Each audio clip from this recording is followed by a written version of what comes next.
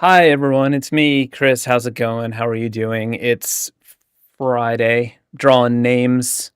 It's gonna be so much fun. Uh Apologies if you are one of my patrons and you were ready for my virtual hangout on Wednesday and it didn't happen because there was some technical glitches. My Google Meet was fighting me.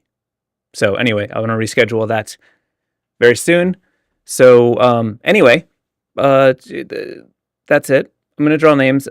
Just like every week, I start at the first commenter from when I go live. I do a first come first serve. There is the ability to cut the line with a super chat of $20 and above if that is something that you want to do.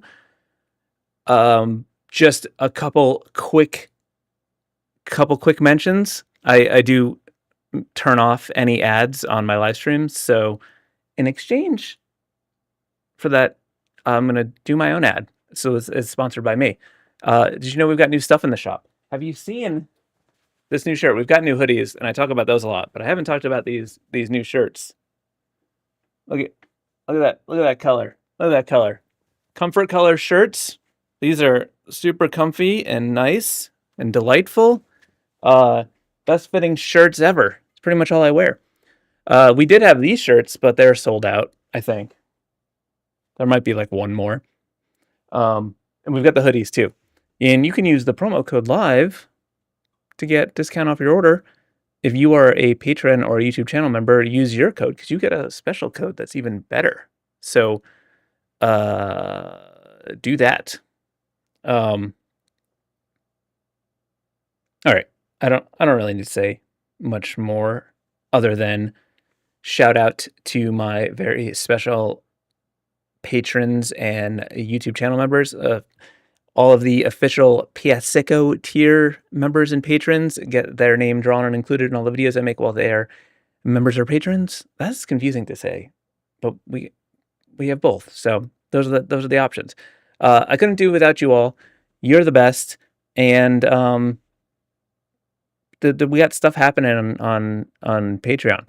I go through periods where I post more than not, and that was in the past. This year I have like put it in my schedule to be more on top of it and share some more behind the scenes stuff, record some special patron only videos, and it's gonna be great. So look out for that.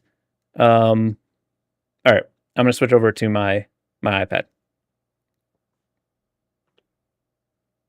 Shout out to Evie Arden for being the newest official Piascik. I didn't get to add you to the main graphic yet. So there's your name. I just finished it. So you can, you get a special shout out because you're new. Okay. So, well, I just feel like I want to say hi to, Zach. You asked if it is a DTF print. It is not a DTF print.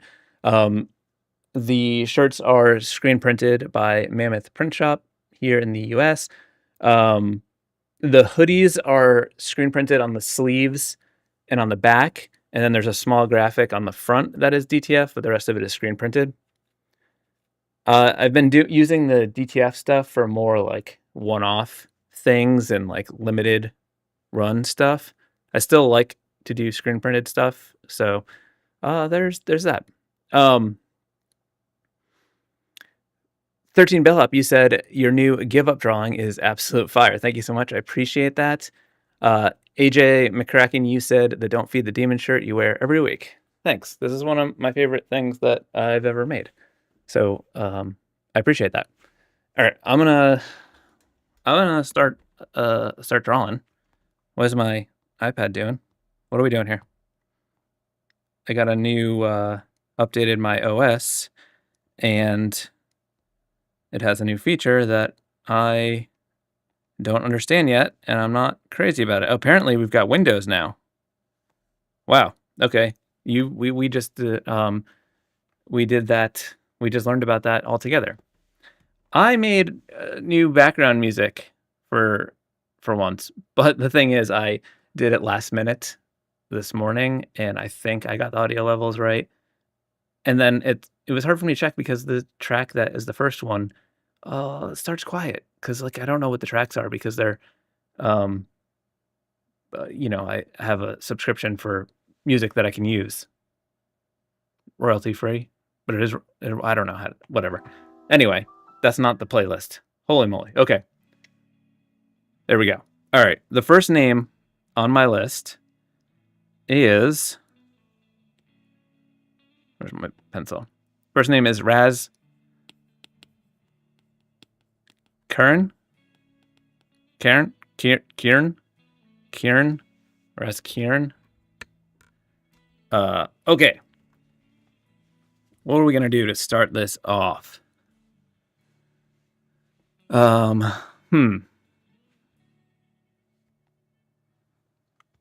Z's are always kind of a tricky thing, but we do have that like crossbar thing. Maybe we could like connect, do something like.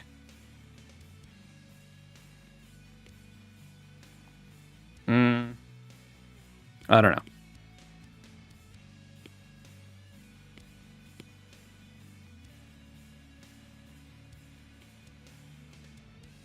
I'm not sure how I feel about this yet, but we've got some time to figure it out. I don't know why I said we've got some time. What am I talking about? Actually, there might be something there. Let's refine a little bit.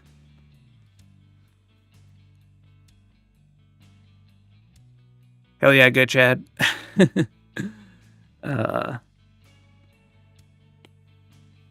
Okay. Let's see. Maybe the uppercase A is unneeded. We could just do something like that. We gotta make sure it reads like a Z though.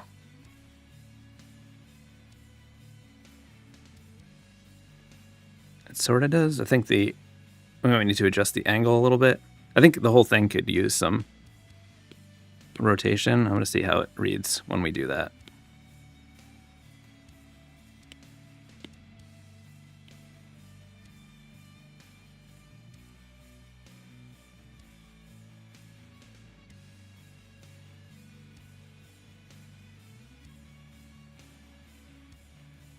I'm a little skeptical about that A. Not the A, the Z. I just feel like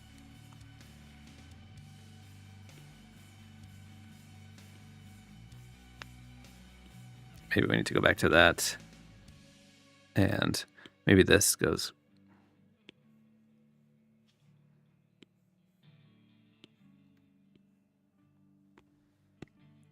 Listen, we're warming up. We're getting there.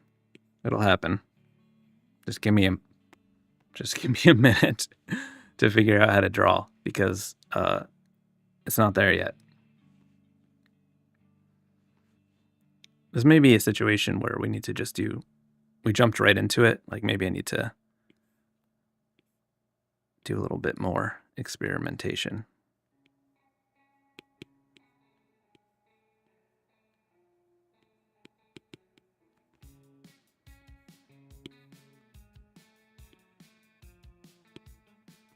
I do like that RK combination, but it's being a little bit. It's like breaking the baseline up a little bit too much.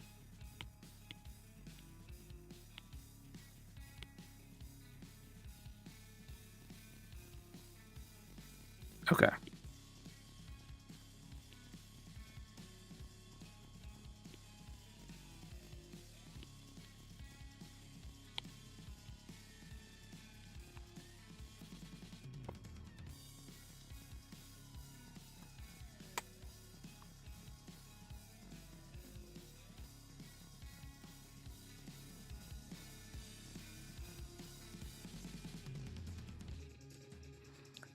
All right, I think this will.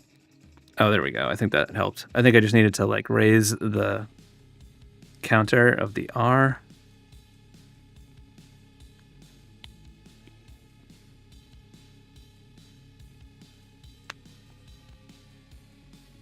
All right, I think we could just use some like line weight to make this work. Let's, all right.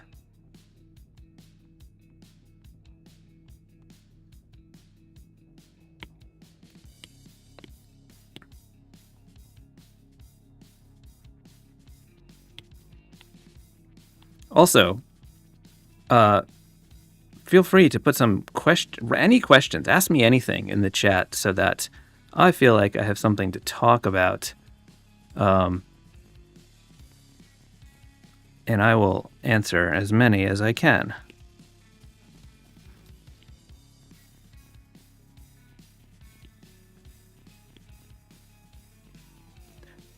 Jason the Bear, you said, here's a question. How hard was the transition from sketching from paper to digital?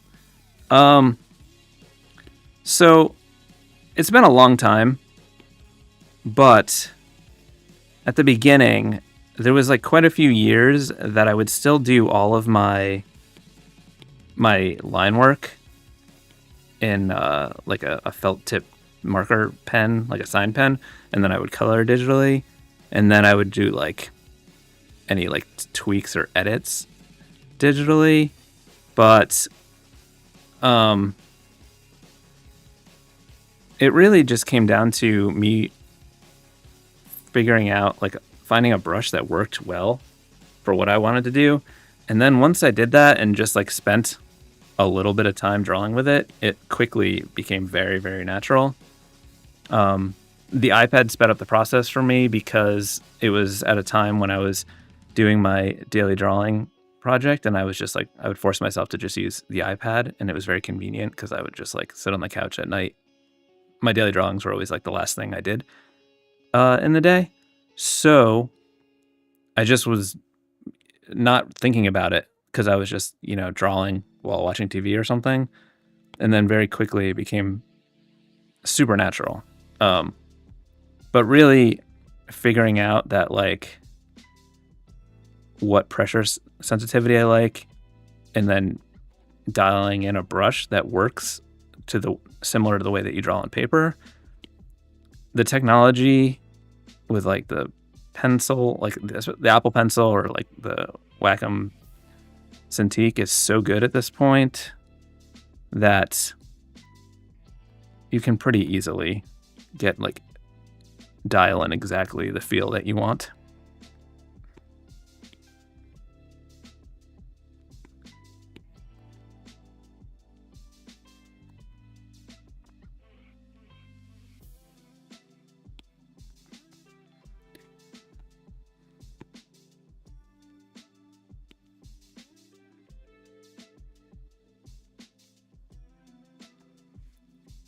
Miss Chuck Almighty, you said you have a hard time getting curves perfect in drawings and lettering without anchor points. Does it come with practice?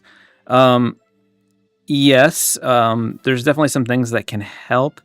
For example, like pulling versus pulling your curves makes a really big difference. So like rotate your canvas when you're trying to get a smooth curve. For me, when I'm doing anything with curves, to be more efficient, I like turn the smoothing way up. It's one of the reasons that I really like Fresco is because the smoothing is like right in that brush menu, so you can easily toggle it up. Like as you can see, when I'm doing my final line work, I have smoothing all the way up because it's just so much more efficient because I don't have to like redo lines over and over again, and I can work a little bit faster. The only drawback is when you have smoothing like maxed out like I do, it's like correcting as you draw. So there's like a little bit of a delay with the lines because it's like cleaning it as you go. But it doesn't bother me because I've already done my sketch. So like when I sketch, I have my smoothing turned all the way down so that I have that you know, I can work quickly and figure shapes out. But once I've done that, I already know what I'm drawing, and I'm just trying to get the line work as efficient as possible. So I'll just crank the smoothing all the way up. But that makes a big difference when you're doing curves. And even when I'm sketching and I'm trying to do a smooth curve, I'll just like turn the smoothing up for that And again, why I like having it in a little sub menu.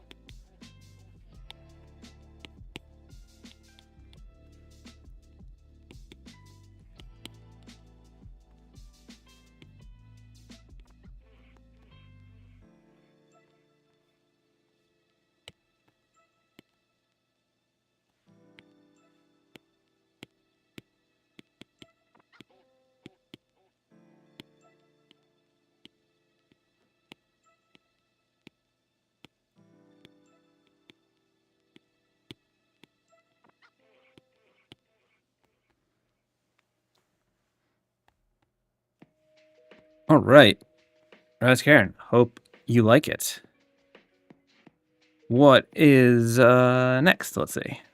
Next up is going back to Sketchy. Next up is Elena Rose.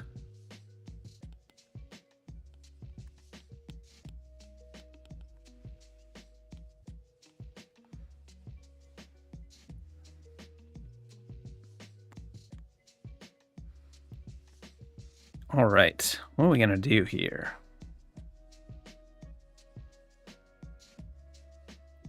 Can't decide if we want to be cutesy and have like a little rose for the O.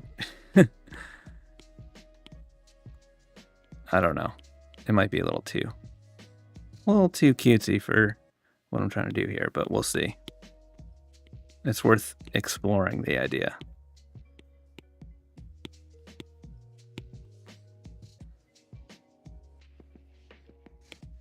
I think I'm not ready to commit to it.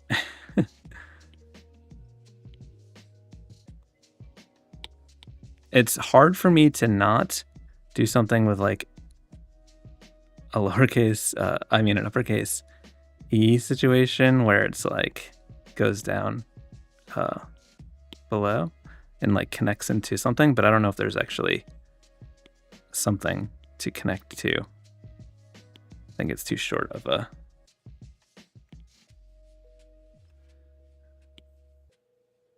Usually if there's like a good letter that it can tie into, but I think that might be a stretch. I don't really like this. Let's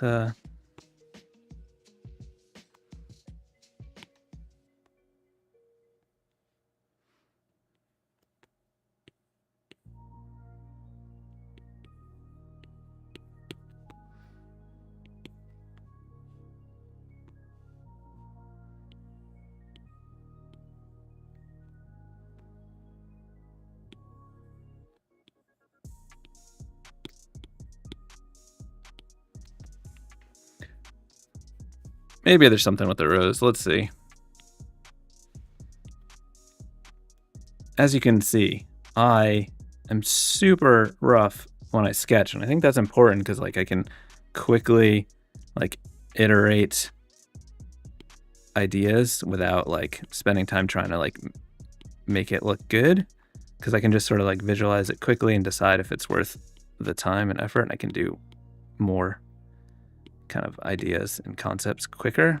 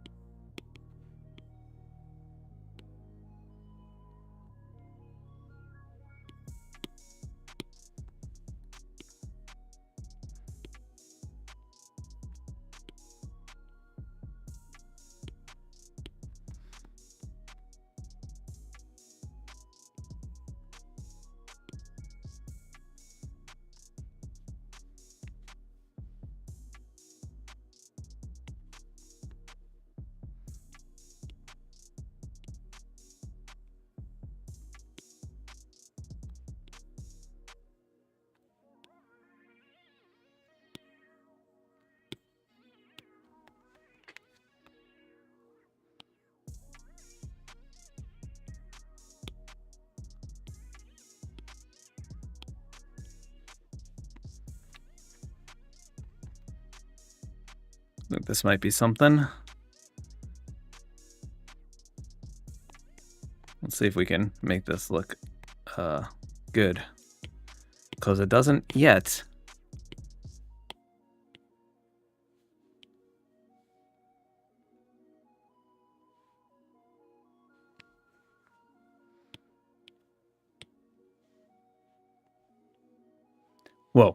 got a whole bunch of questions that I was ignoring. Must have been rambling.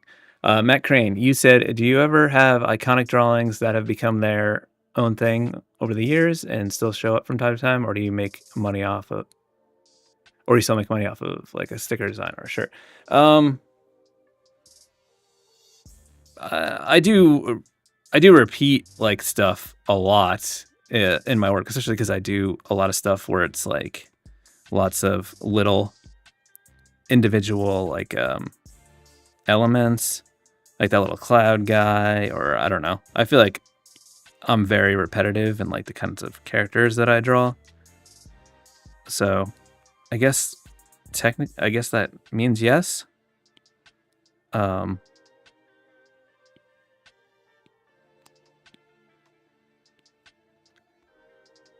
Roses are kind of confusing, but I'm trying to keep it simple.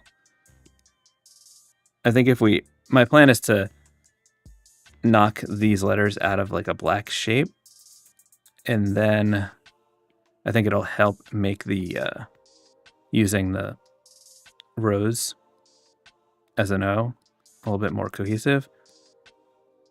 I probably should have made the black shape and then drew in white, because I'm probably going to have to do some touch up to make up for the difference in the spacing between the letters when there's a black, when it's like knocked out of black, because you lose the outline. So I'm not being too noodly. I think we'll learn what we messed up in Rose by making the background a little bit darker and doing Elena in white.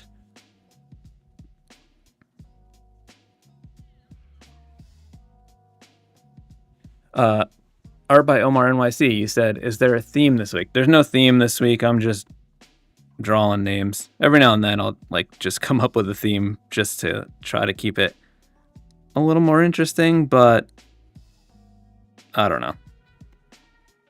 The theme is just trying to make them look good.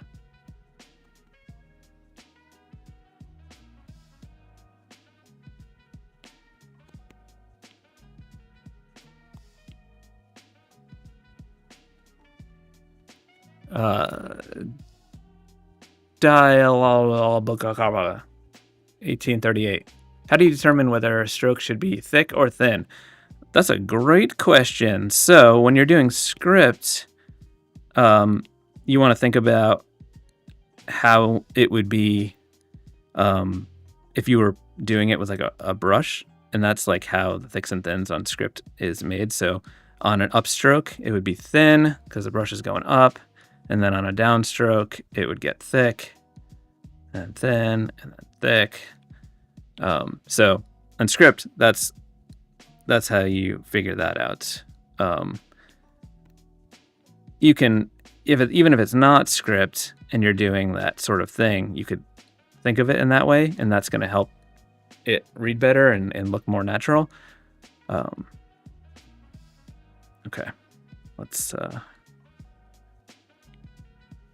wrong layer.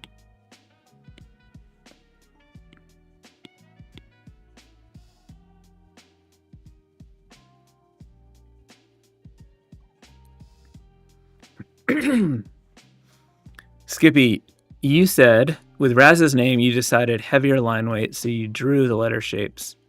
How do you decide when to do that? Purely style decision, or is that a max brush size use? You drew the letter. Yeah, I think I know what you're talking about, and that's like with the thicks and thins, like I just did with Elena. I letter like I'm drawing. I don't letter like I'm writing. Like, for example, calligraphy, and people do script, they're using that brush pen and doing the thicks and thins. I draw letter forms like I draw anything else, like a skull or a weird character. So like I know where the thicks and thins are going to be, but I feel like I have more control, and it's just not more natural for me to draw the shape.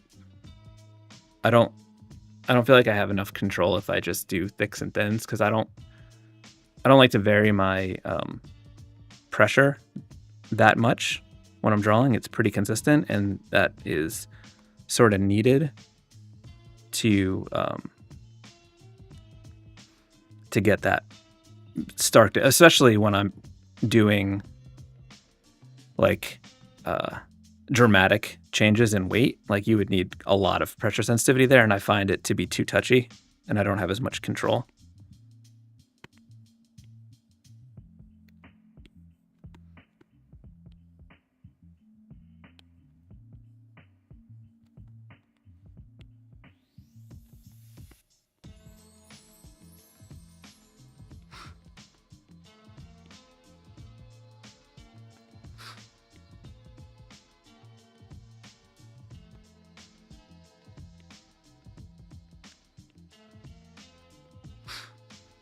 All right. Hope you like it.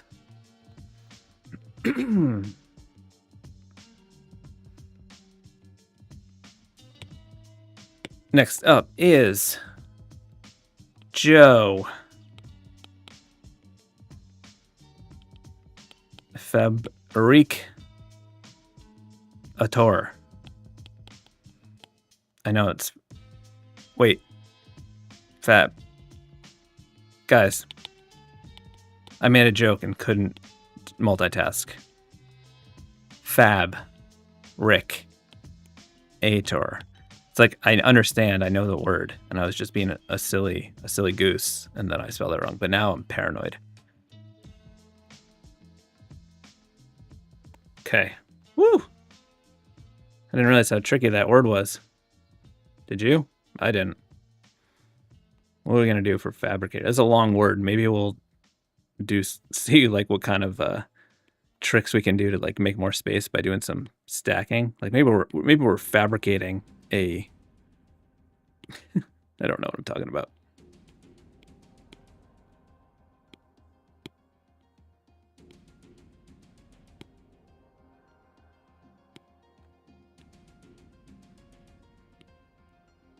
I'm making space by tucking stuff.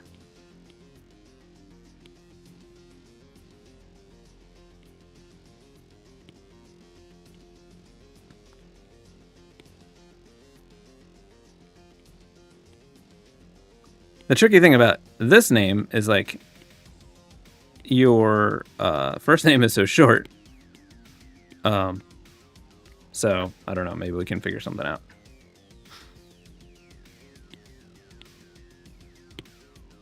I wonder if it was like longer.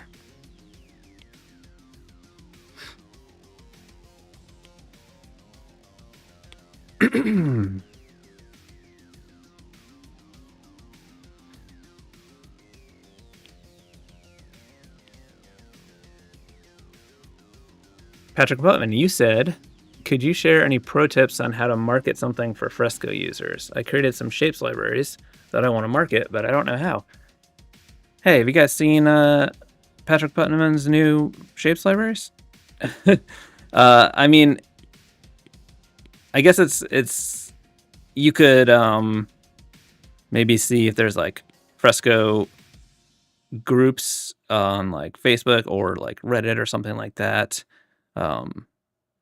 You could make some demos using them to post on social media. Even if it's just like a screen recording and you're just like doing some stuff and showing them in use, that could be a good way to do it.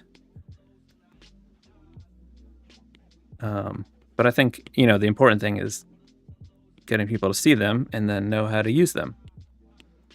And for me, you know, making videos was like the easiest way to do that.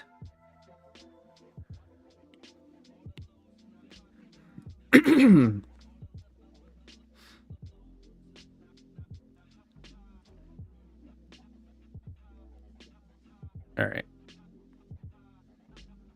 I think we can do something with this.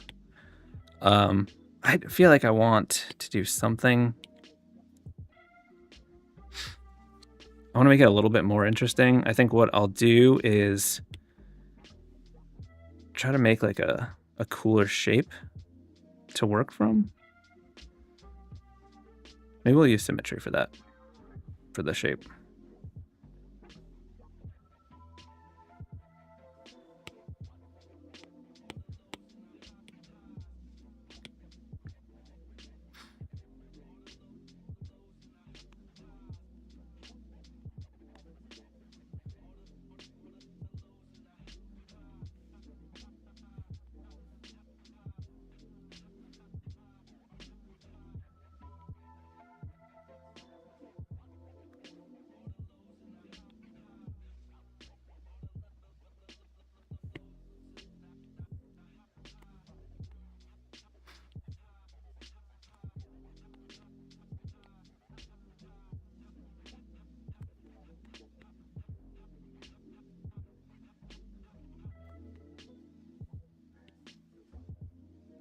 Just trying to make it a little bit cooler.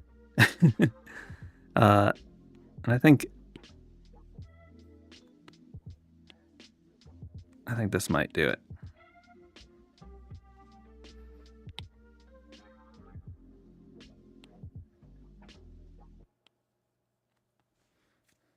Okay. Let's turn off symmetry. Let's lower the opacity on that. And then let's make something and see if we can work with this shape to make it more interesting.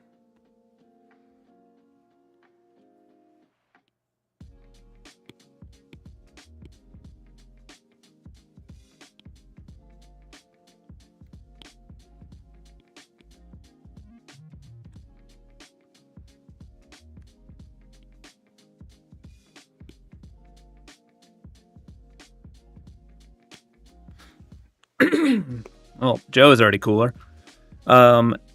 Movement. You said, if I just started doing lettering and vector art like you, I wouldn't necessarily say I'm a vector art guy. I use vector sometimes, but I would say 75% of my stuff is not vector.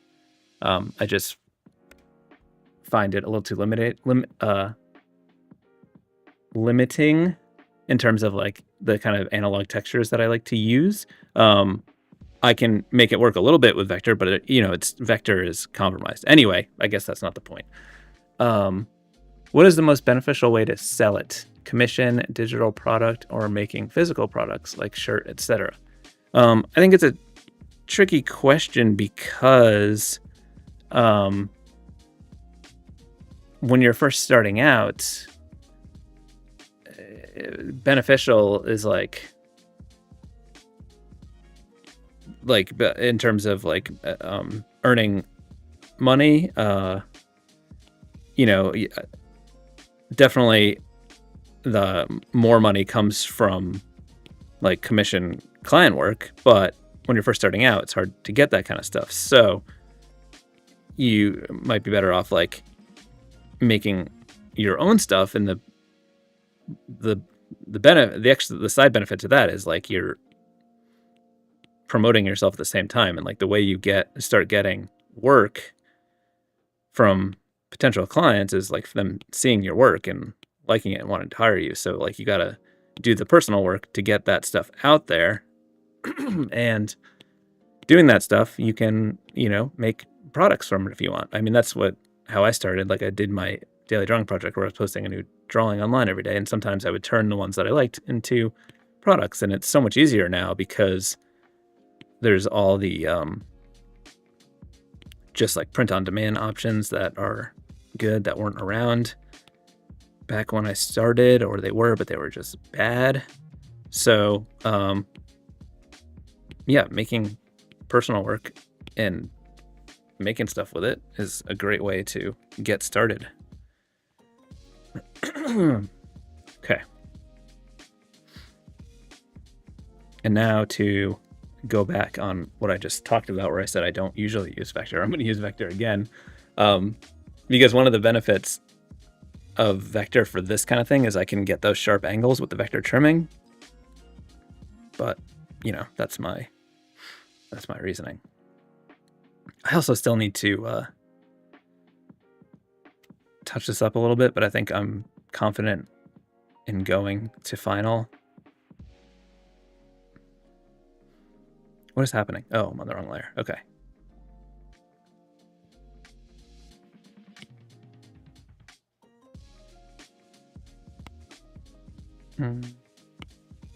My gritty vector Sharpie. So, you know, I try to emulate the stuff that I want with like my gritty vector presets and like my vector texture libraries. But there's still only so much you can do with vector art because every single part of the image is points and paths. So when you want something that has a ton of texture, that's like just an incredible amount of points, and that can get kind of tedious, and you can't get as natural as you would with like a real texture.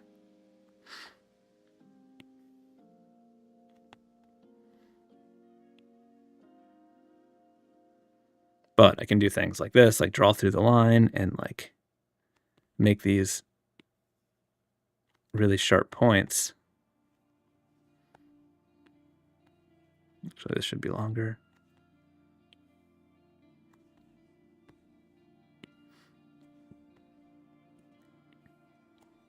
And it's helpful here because like I want that line to be the same on both, but it's going to have a crossbar on the E and not on the J. So I'll just be able to like X that out.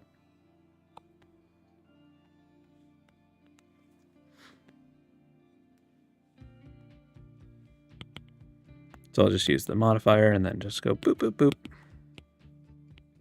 And now we got those super sharp points.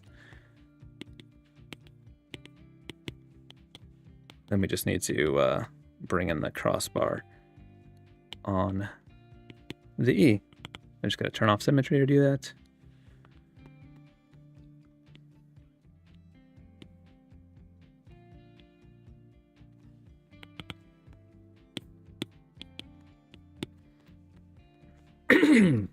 Excuse me.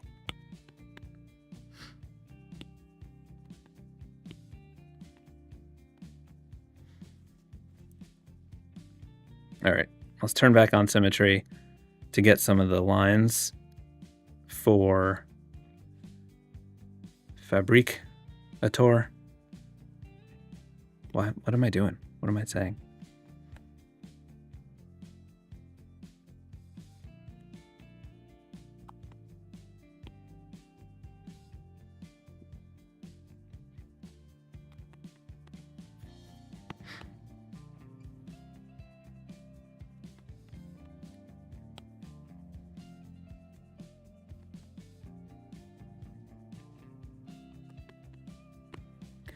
Zach Roush, have you set a goal for when your book is going to come out, and which size did you choose? I don't have a date in mind yet. That is the next step.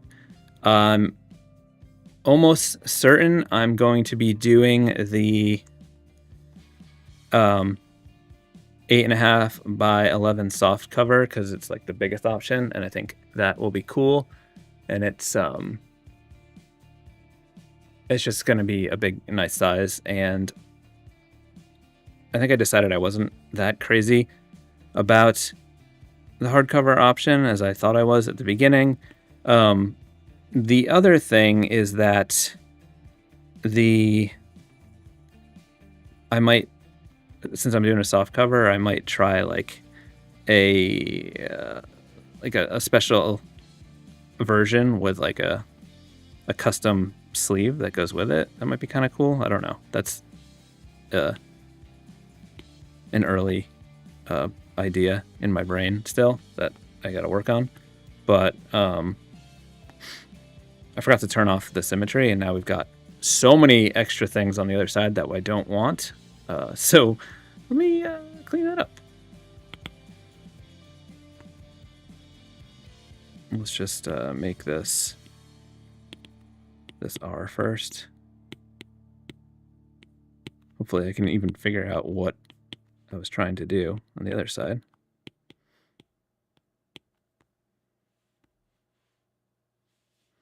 Okay, so this is just an F. So I think we just don't need any of this stuff because I didn't draw any of that yet.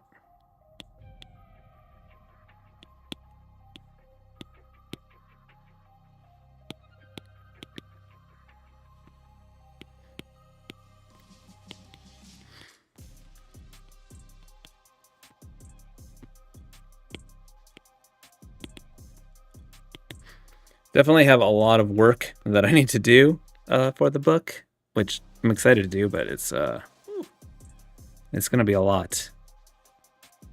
It's been so long since I've done one, because like I think the last book I did was like the 10 years of daily drawing book, and that was just like a highlight book. And like the last like big one, another 1,000 Days of Drawing, was, I don't know, I think it was like 2012 or something.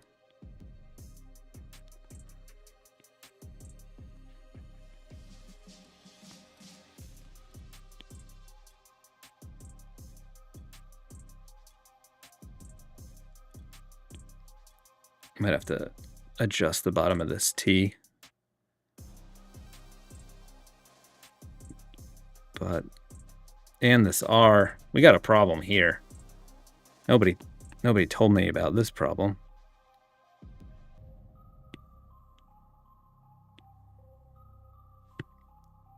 We'll see. We might have to touch some stuff up here. And like this A, getting a little cramped. This is why you should do some more sketching beforehand. So don't do what I'm doing. I'm making compromises to my workflow to try to be faster, since I'm doing this on a live stream and I want to get as many done as I can. But it's you learn from my mistakes each week, because there are plentiful.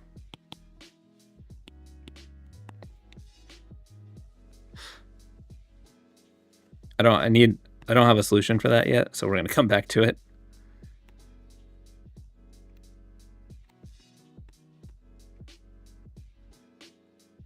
I can't.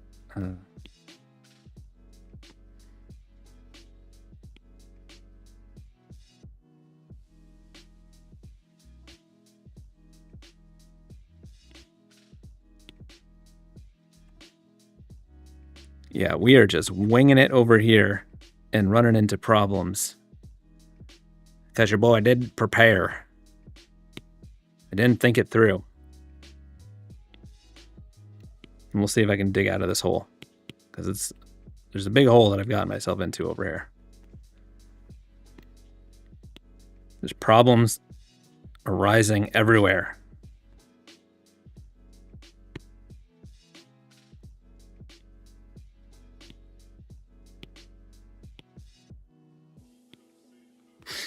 All right, well, hold on.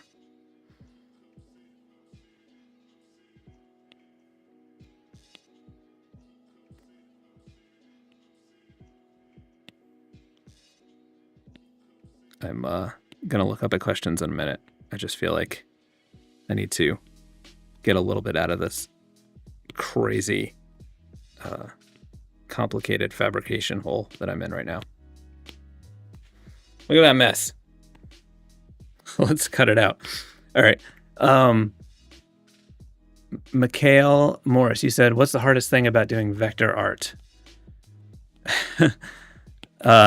Dealing with the compromise of just like having it not being able to do everything you want it to do. But I mean, there's not. It's also like, I don't know, a lot of people think that you have to do vector art for everything, because they're like, oh, well, there, you can't, if you need to print something. It's like, well, yeah, you can print, you can do anything, almost anything with pixel-based art, as long as you are sizing your file correctly. It's just not, you can't just scale it infinitely.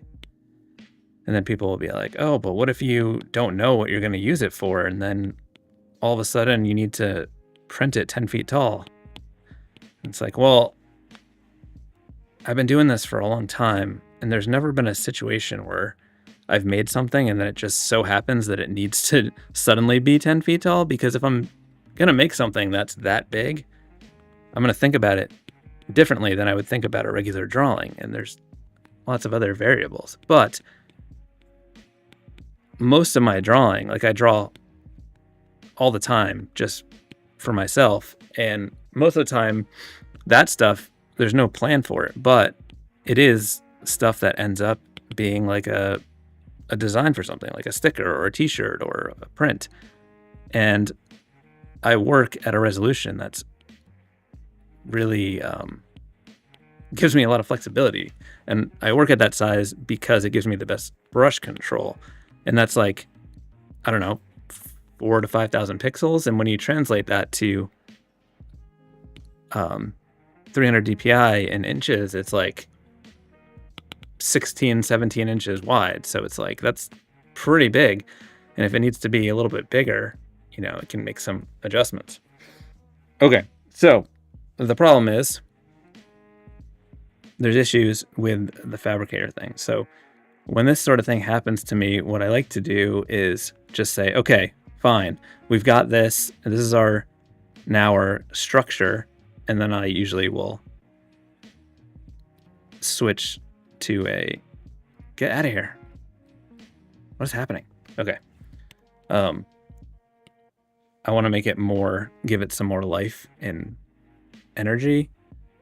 So I'm going to bail on the vector and do something that's like a little bit cooler, but I have that vector structure underneath to help me.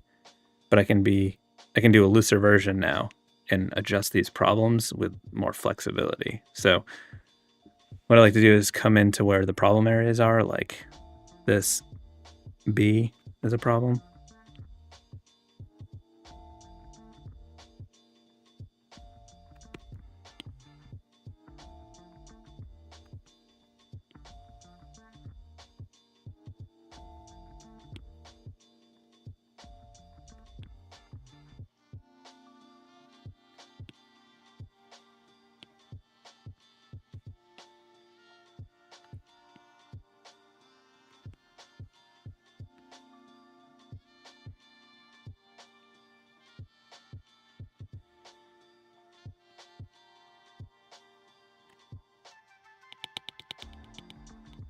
I went in too cocky with too big of a brush. All right, take a deep breath, reset, and then look at this as a whole and figure out the problem. So one of the issues is some of the letters we're losing some space. So a good way to make up some space is to tuck some letters like we did before. So like maybe this C can come over further.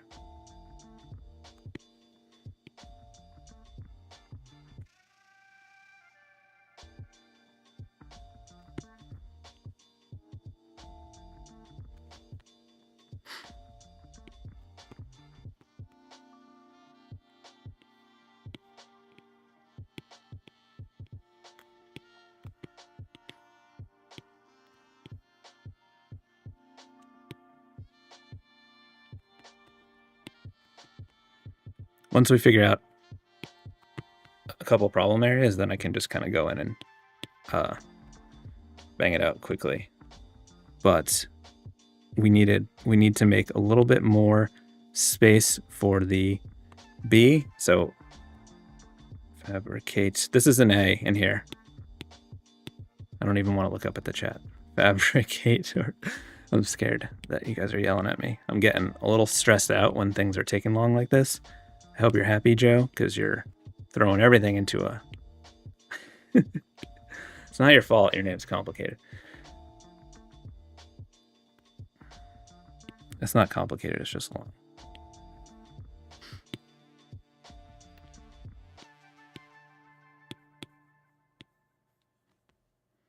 All right, we're getting more room.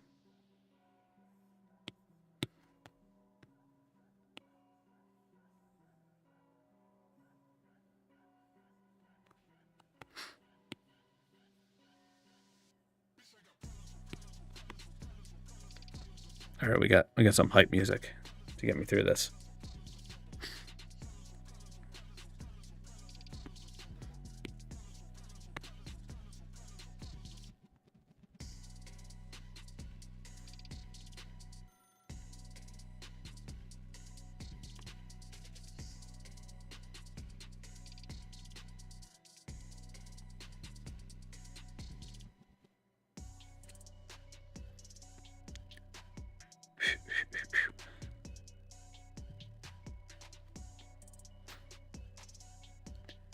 Matt Crane, you said, do you study vintage hand drawing fonts or sign paper? I definitely like that stuff and look at it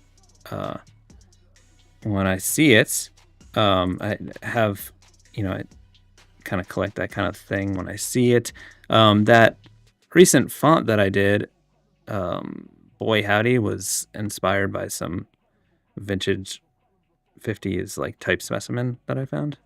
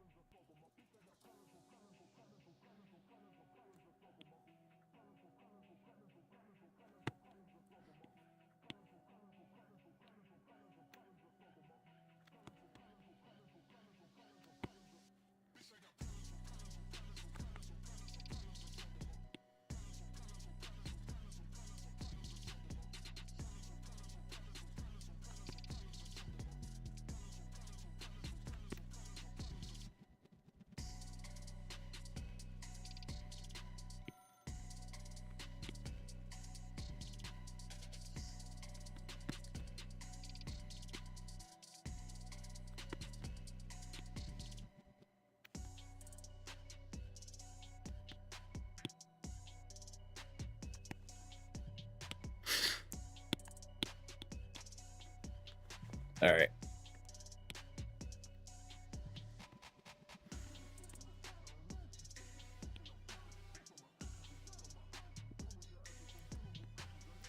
Allkeeper, you said, what brushes do you prefer the most, pixel or vector? 100% pixel. There's only so much you can do with vector brushes, as I was kind of rambling about before. I like vector for certain reasons. Like the vector trimming is great when I want to do specific things. Every now and then I need to do something in vector art. And it's really the only time you need something to be vector is if it's like branding for like a logo or I don't know, something that's absolutely massive, like the mural I did for, or not, wasn't, I say mural, but it was just a gigantic wall graphic, and that was printed in vinyl, but it was, 30 feet and people could walk right up to it. Like generally billboards are like super low resolution, but you can't tell because you're far away from them. But like if you've ever seen a billboard like face to face, it is you can barely make out anything because it's just all dots. But that graphic, you could walk right up to it, so it needed to be super crisp. So that needed to be done in vector. But generally, things don't, like people will say, oh, well, shirts have to be, and I'm like, well, these shirts were not vector art, and my screen printer had no problem with it. Oftentimes companies that do that kind of thing will say that something needs to be vector, and more often than not, it's because they're doing it to just like make their life easier, because they know most people don't have a grasp of what high resolution means and like how to set files up properly, and vector art takes away any of that. So like even if the file is not sized properly, it's vector, so it can easily be resized and nothing bad is going to happen. So generally, when someone asks for vector, and if it's not your comfort zone, you could be like, hey, is a high resolution layered Photoshop file okay? And they're usually like, oh yeah, that's fine, just as long as it's high resolution and layers or whatever. And I'm like, okay, yeah, fine. Why don't I just say that? Dumb. I don't even know what I was answering. I think I just went down a rabbit hole.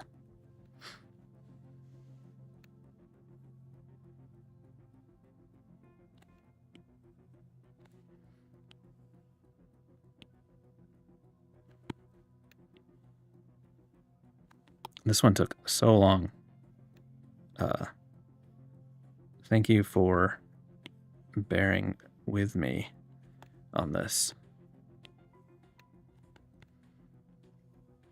The next one better be easy or you're kicked out.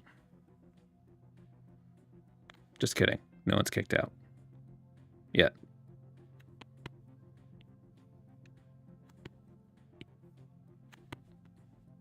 I've been trying to play around with the new update of Procreate Dreams so I can like talk about it more, because I really wanted the original Procreate Dreams to be great because it seemed like it was cool, but there was just so many like issues, and they've improved so much of it. And it's great for certain things, but I'm still having some issues with some stuff, but I'm planning on talking about that more in the future. I don't know why that just popped in my head. Okay, Joe Fabricator, we did it. We made it. When I glanced over at my screen and I saw it, I realized that this space was standing out to me.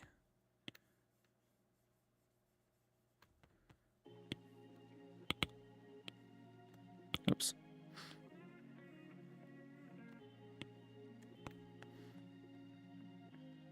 All right, Joe. Hope you like it.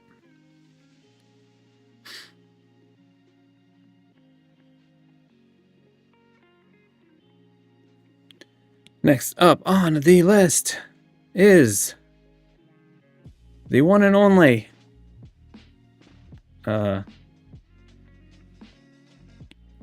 Jerry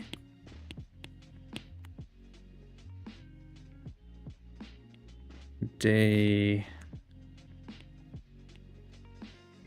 Jong.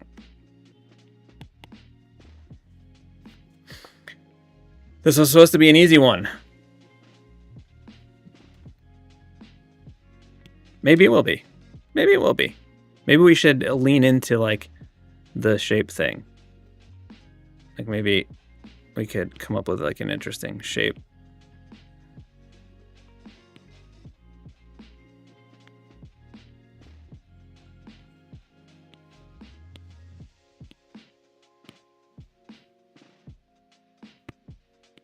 Maybe something like this. This little notch is for the DE. Let's see. Let's see what we can do with that.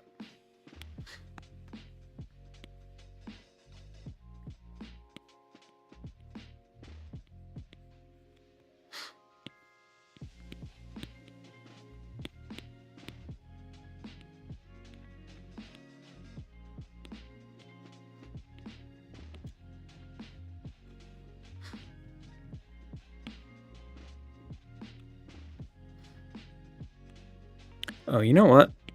Maybe we could tuck that into.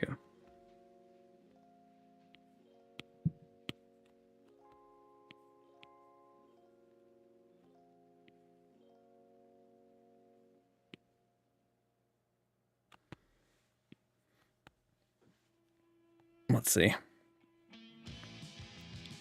Not ready for it yet, but I feel like there's something. So we can look at what's good about this and what's not good about it and see what we can do. Am I in the wrong layer? Yep.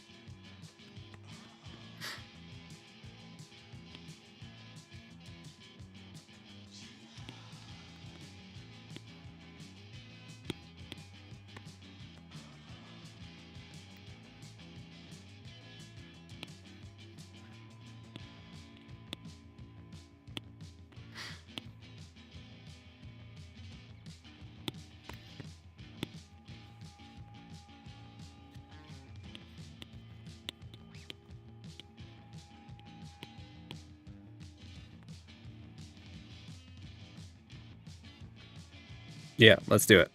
Okay.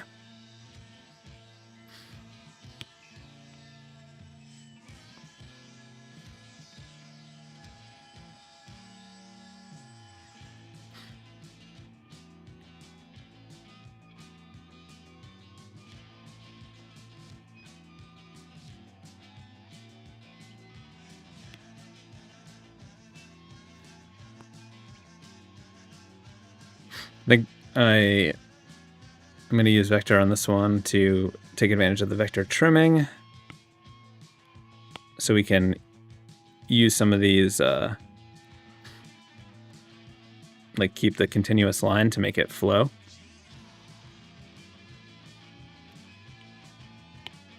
It's a little too small. 13 Bellhop, you said, what were the dimensions for your file for a 30-foot wall?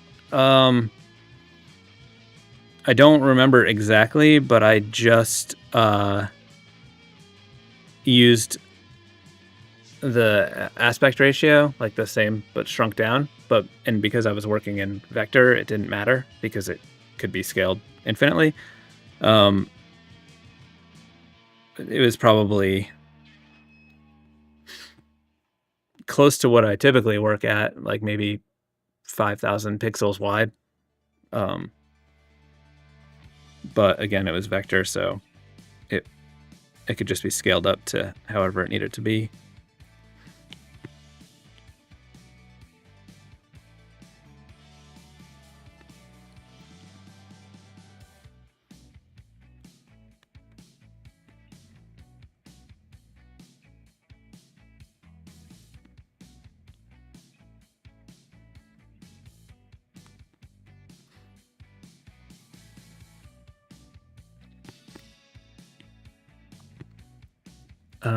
Jerry DeJong, you said, does the pronunciation of a name have any impact on the lettering style in your mind? I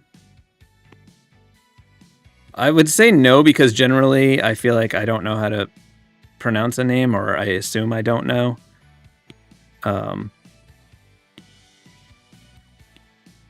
don't think so. I'm more think of the letters as shapes, and I'm like thinking about more what shape they are and how they fit together, like the relationship between letters, and like what ways I can try to make it more of a good visual combination fitting together. So it's more shape based than sound or anything, especially in this. I think maybe if it was like a word, maybe it would come into play for some things, but not for this kind of thing, not for a name.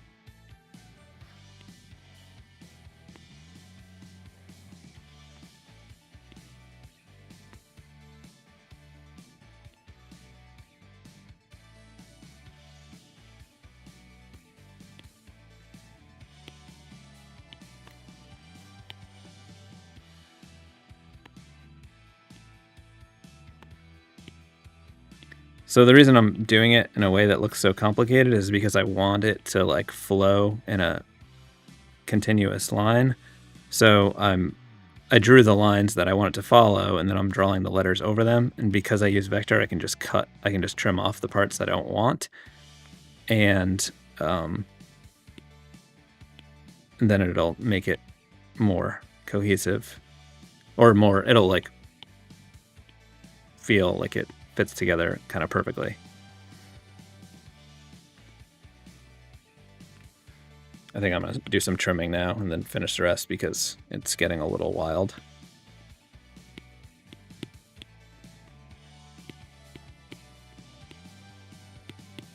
Though with the round ones, you always want to go further than the bottom because they will look too small if they sit on the baseline because they don't have a flat edge. So if you look at like a good font, you'll often see that the O's are like a taller than an N or something like that has flat edges. So they need to drop below the baseline a little bit to look balanced. So if you don't draw all the way through, like I did there, you can't trim because it needs that cross path. Apparently there too. Oh no, that one's fine.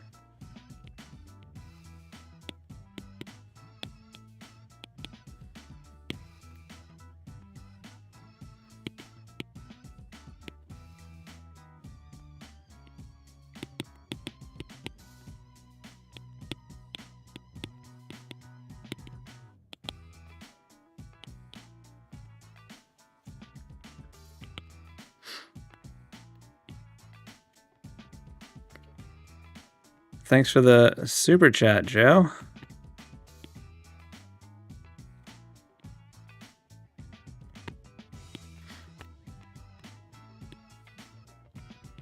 Much appreciated.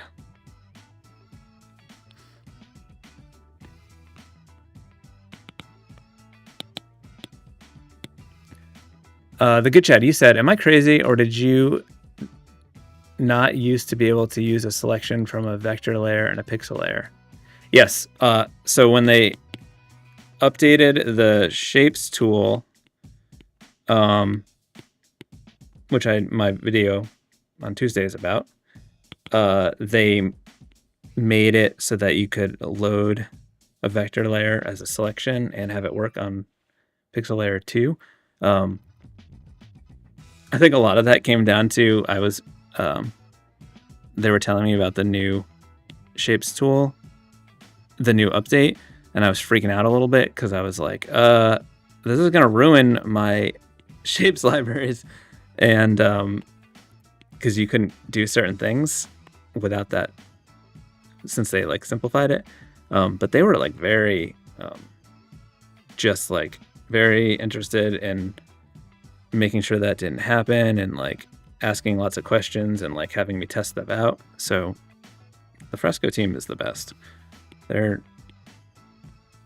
very I think a lot of people just make blanket assumptions about Adobe and not realize that it's so disjointed. Like all of the different apps may as well be their own companies. Like the Fresco team is like a very small team of dedicated people. They have nothing to do with like any of the wild AI stuff that's happening in like other apps. That's just like Adobe is so huge that like completely different worlds.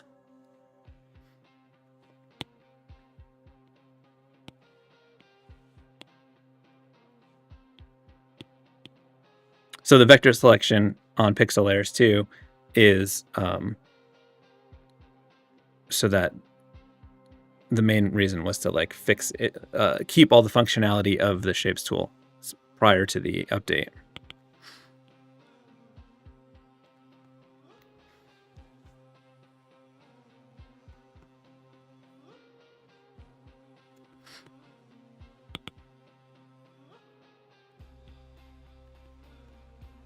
All right, Jerry. As I mentioned, I don't know how to pronounce it. Or I assume I don't. I hope you like it.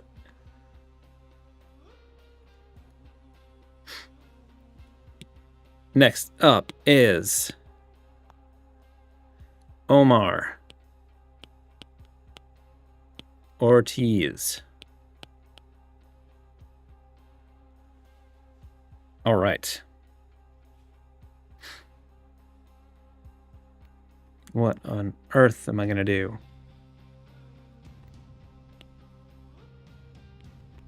So I just drew the O, and then I'm like seeing where maybe that'll dictate how I do the rest. I don't know.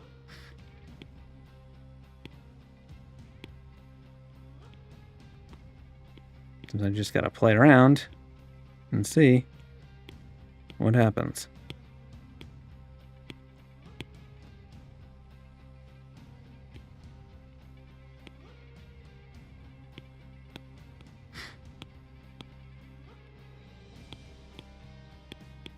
I feel like I'm having deja vu, like I've drawn this.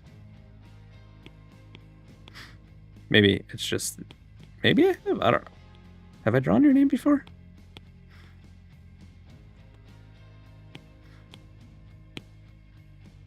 I guess there's gonna be repetition in last names or first names as I do these all the time.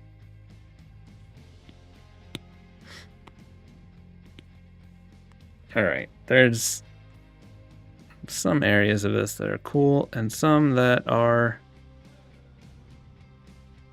not there yet.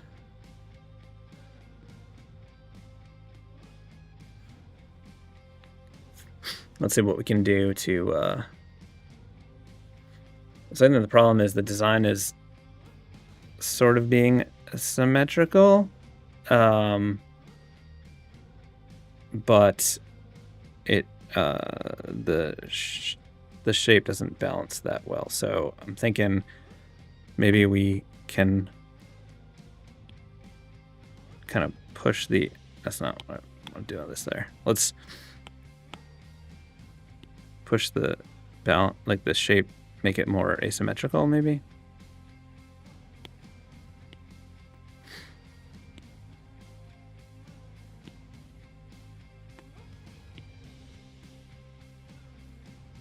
Maybe something like that is a little bit more interesting. Yeah.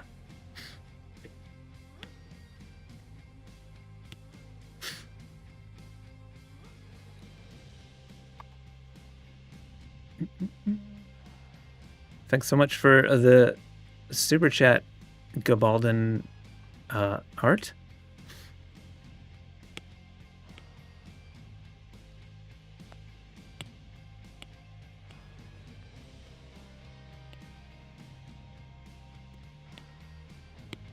So now I'm just sort of like using the same start of the design, but like making it use this shape more to give it just like a, I don't know, just more visual interest.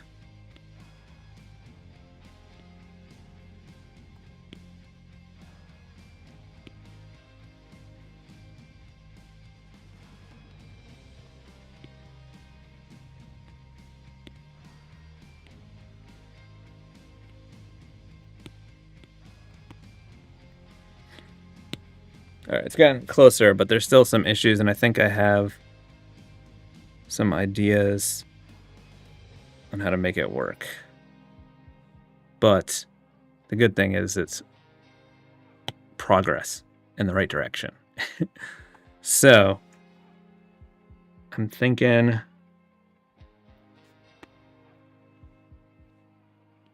this R comes up higher.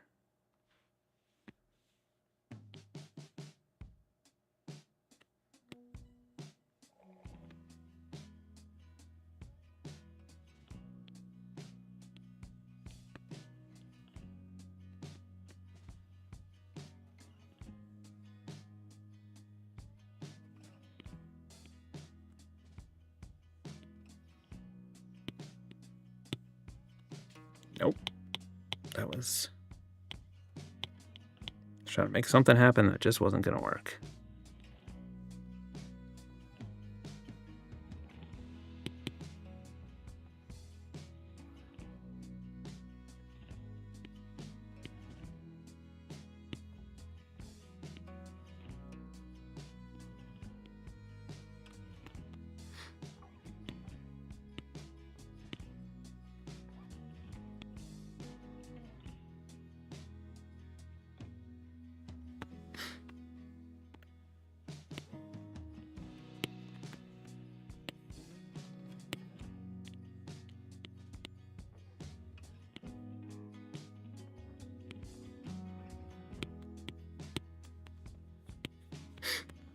Getting closer.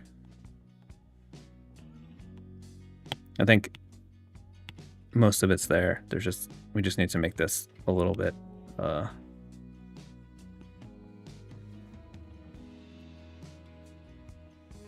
the T and the I are the issue, but I think this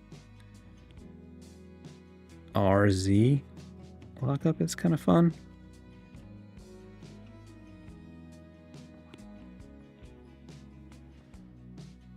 So maybe we can just tuck that I in there. T's are always a little bit tricky. I'm thinking we can lean into that, like those like points coming down to make it have less negative space. That's making it lose the fitting together thing. I don't know if any of that was coherent.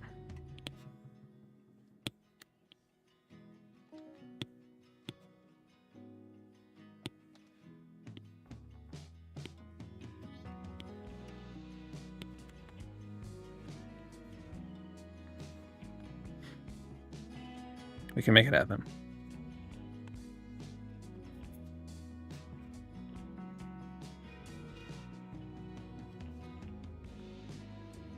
Let me just try one more thing.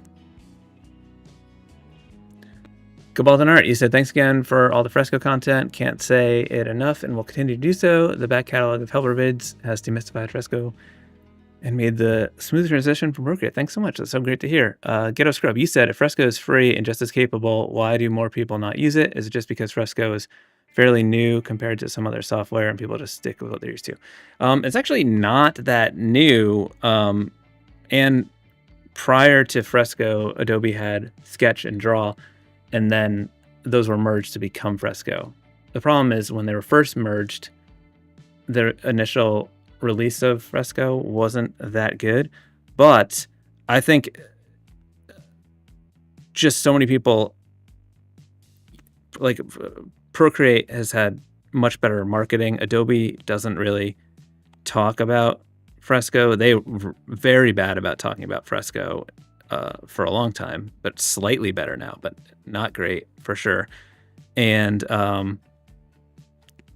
there's also, you know, a lot of people in the creative industry have negative feelings about Adobe. A lot of people assume that it's not free, or there's like a premium version, or, you know, it may be free, but you can't use it, or I don't know. So I think just people don't know. And also, Procreate is a great app. So like if you don't need the stuff that, like I used Procreate for years and it was great, but there's like some stuff that I use in Fresco on a very regular basis that makes it like the ideal all-in-one app for me. And that's why I use it. But if you're someone who has Procreate and you don't need the stuff, then there's not really a reason to switch.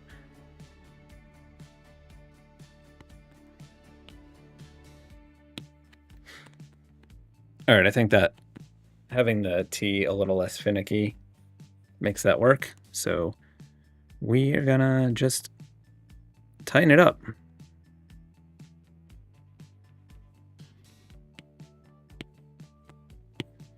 Just rotate it a little bit.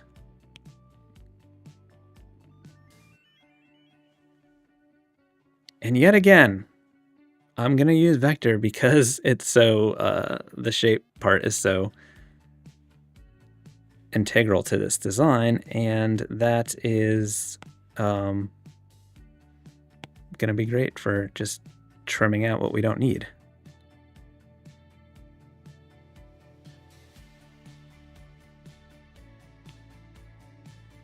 And for these like long curves, it's nice to go through them. Helps to get it smoother because you're not trying to like abruptly stop.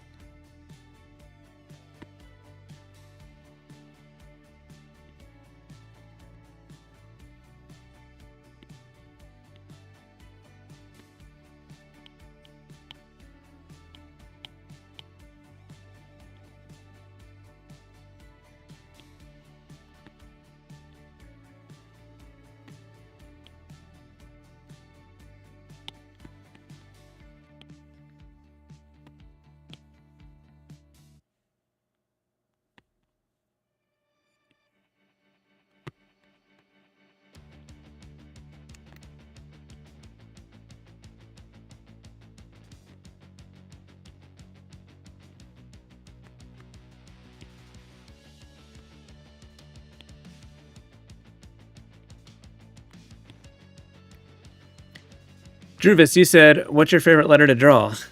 I would say it is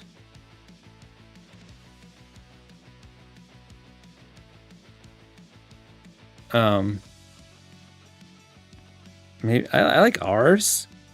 I like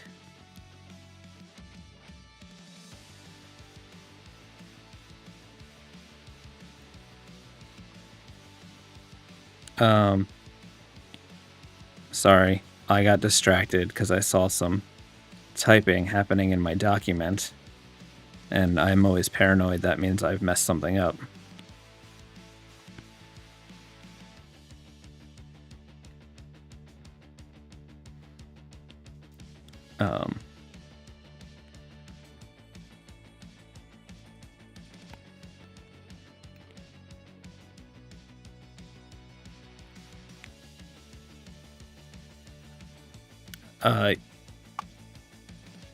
Yeah, I can do that one now.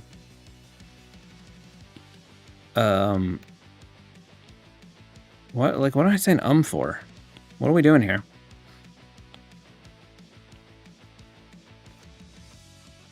So, Scargile, you said you'd like to adhere myself to that thank you comment. You made the transition from Procreate to Fresco. Very easy and fun for me too. Oh, cool. That's so nice to hear.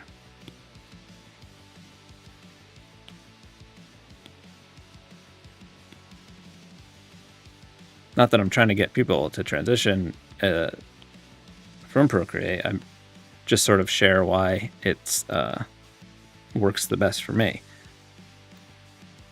I can't say enough how I think Procreate is a great app and like a really great team working on it. My friend Kyle Webster doing amazing things over there now. He did just millions of Photoshop brushes, some of best brushes ever in Photoshop. Now he's working at Procreate doing brush stuff. And I just it just doesn't do everything that I need it to do, and Fresco does.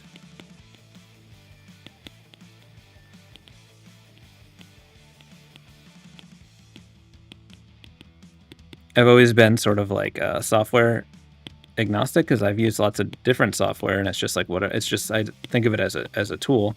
I'm not like a Fresco enthusiast. I mean, it's just it works great for me. It's, I think, a fantastic app. But you know, many of my years working was in Photoshop. Many was in Procreate. Many was in Paper.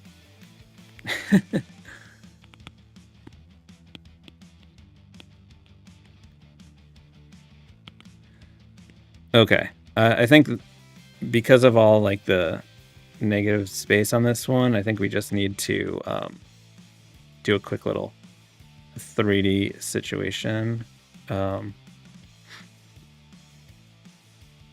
Actually, what I'm going to do is I'm just going to fill in these letters white.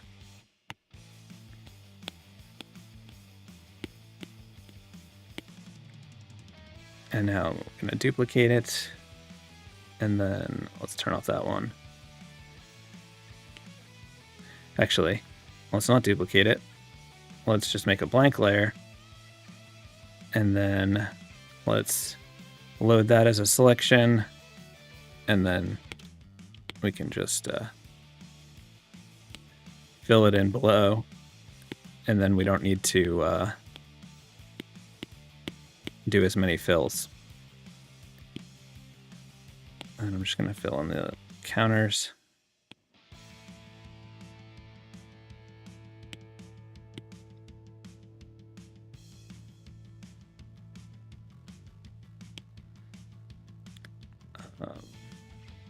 Merge those down, and now I'm going to select the outside and then invert that, and then just fill it below. That way it's easier than trying to fill all those holes manually.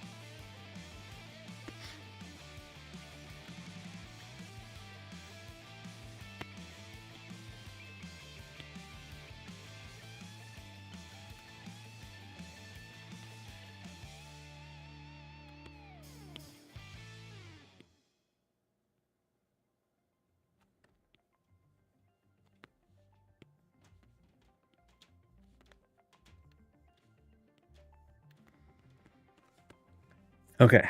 Merge down.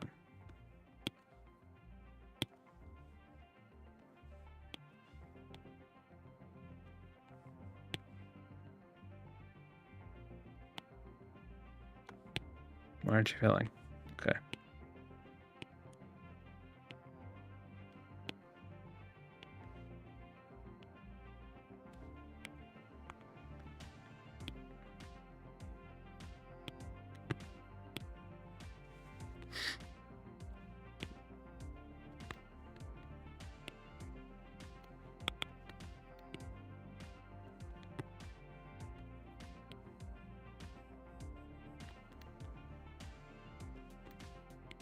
It's too small of a space there. And then just fix that. What? Oh, I shouldn't have erased because it's filled in white. Okay. Okay, cool. It'll be like it, Omar.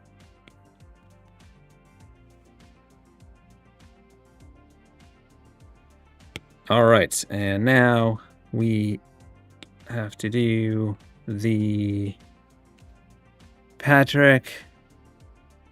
Oh, I get the option to do.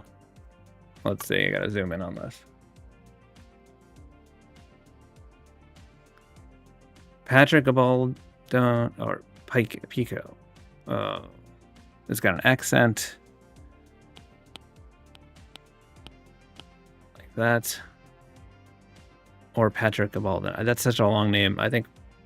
See, it's tricky because like this is a short one, but it's also short, so there's more pressure. Well, let me play around with it and see.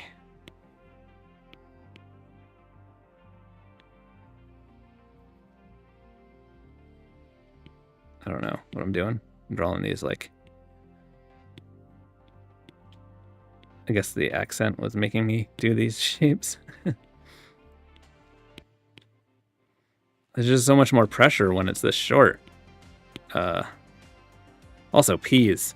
As someone with the last name that starts with P-I, that's not a fun pairing. That's why I was like trying to make the O come down real low. I mean the counter.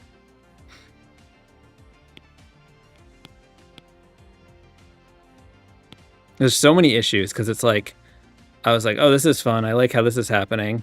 But then you get to the O and it's like, oh, well, then that ruins the flow unless we make the C have a little bit of a curve. I do think there's something fun with this. I'm going to try to make that work.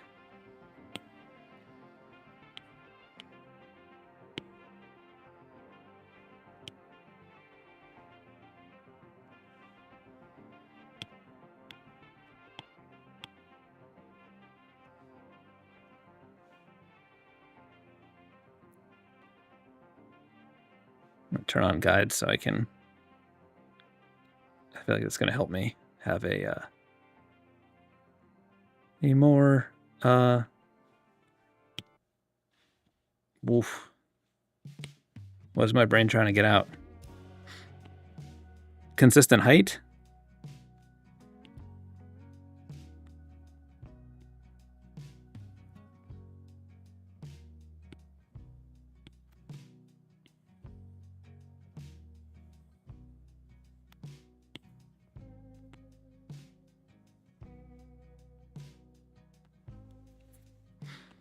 I wonder if I want the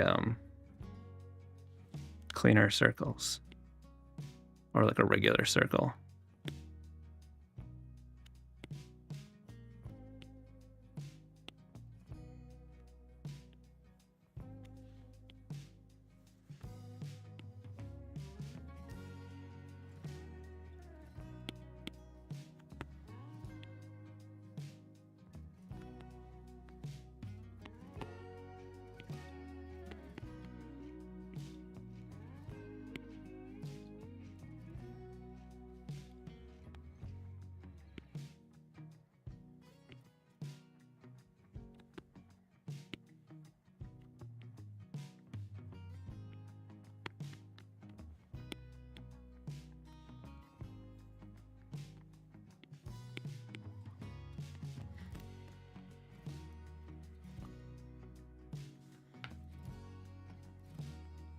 Don't love the P yet. I think maybe I don't.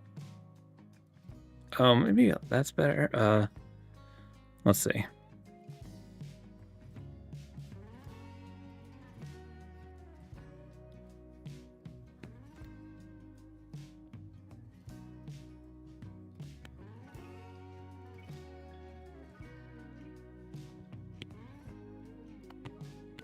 I think that's better. It got a little too finicky before.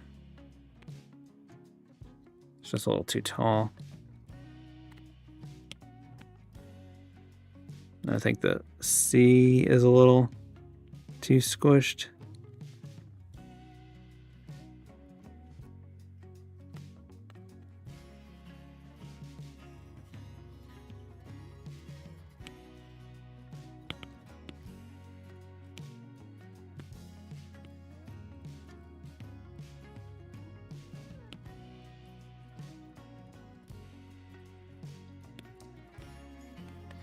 I'm trying to like repeat this sort of like squiggly line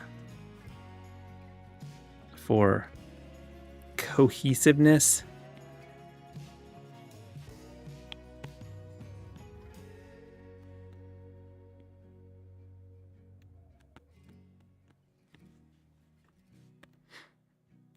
Okay.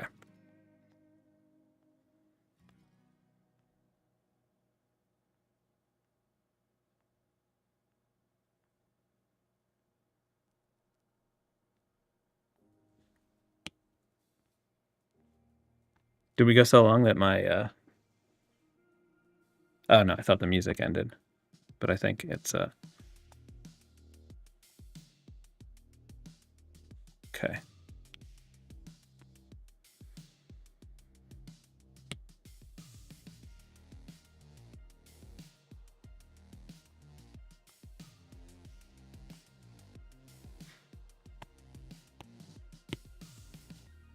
I'm gonna start with this clean circle. Let me actually use it for some of the other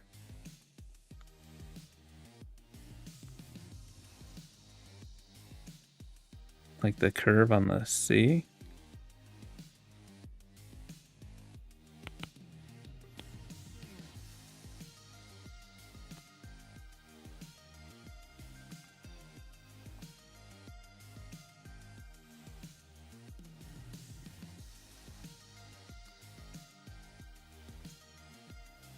Trying to just use like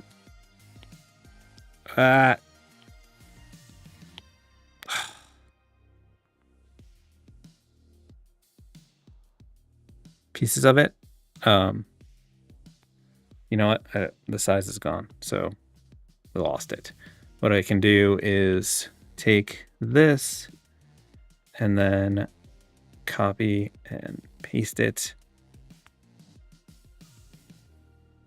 and then drag it over here. Then I can just cut out what I don't need. GetAScript, you said you noticed there is a 1 month free trial and Skillshare in the description of my videos. Is that ongoing or is that like the first 500 people to use it? I haven't checked it in a while. It should still work, but I don't completely know for sure. I also feel like if it's 500 signups, that's kind of a lot. And they probably do that for like huge channels, but I don't know if I'm getting signups at that level. Especially because I've only done a handful of Skillshare sponsored videos.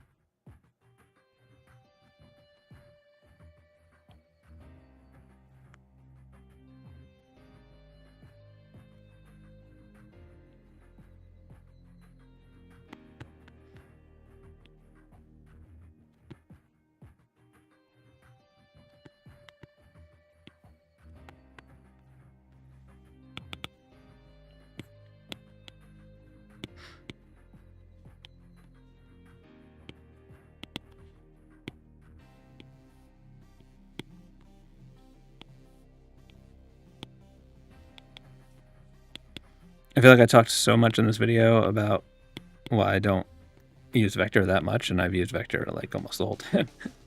But for lettering, I feel like it's different because it's more like making a logo or something. I got a lumpy P here. I think we're gonna have to fix that up, but it might be easier with when it's filled in.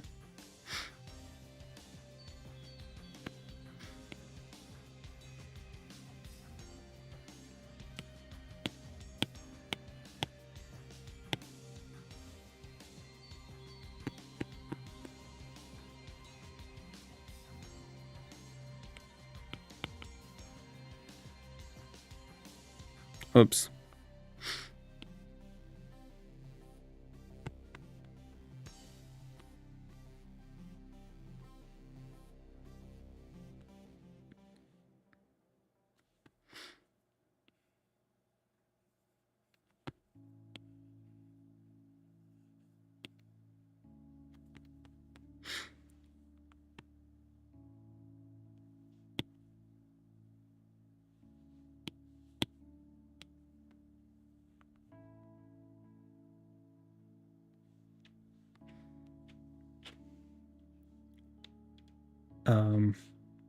I think it needs something to tie it all together, and I'm thinking just a little outline is gonna do the job.